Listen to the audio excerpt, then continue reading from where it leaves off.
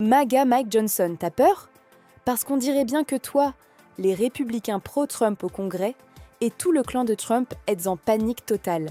Les sondages plongent, atteignant des niveaux historiquement bas pour un ancien président. Et toi, Mike, tu essaies de nous rassurer en disant que tout va bien, que c'est juste les montagnes russes de la politique. Sérieusement?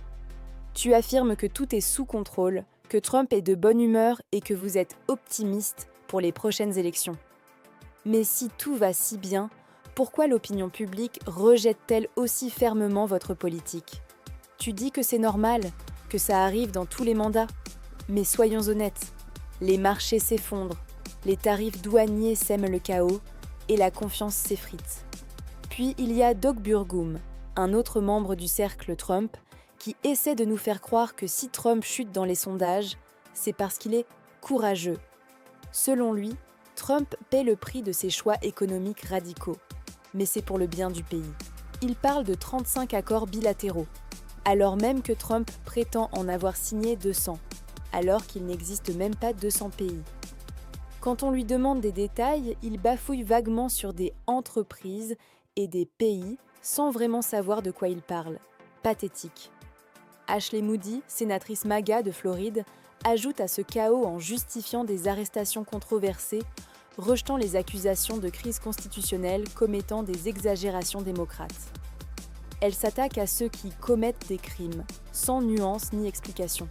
Et que dire de Scott Bessent, le secrétaire au Trésor? Il promet 90 accords en 90 jours, alors qu'au final on parle d'à peine 17 accords, et encore, sur mesure. Un mot qu'il semble utiliser pour impressionner. La vérité, c'est que ces négociations prennent des années, et Trump a détruit des accords existants pour ensuite tenter de les renégocier dans la confusion totale. Les résultats? Des rayons vides dans les magasins, des chaînes d'approvisionnement bloquées, des tarifs qui dissuadent les importateurs et une incertitude générale.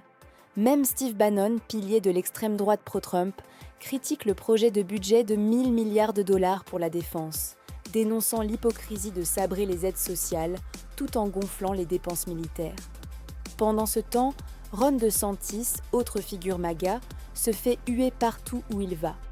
Et les conférences de presse de Trump sont devenues un cirque où des pseudo-journalistes d'extrême droite posent des questions absurdes, comme remercier Trump parce que leur chauffeur Uber parle maintenant anglais. Heureusement, certains élus comme Joe Negus, Colorado, savent encore poser les bonnes questions et exposer les absurdités de cette administration.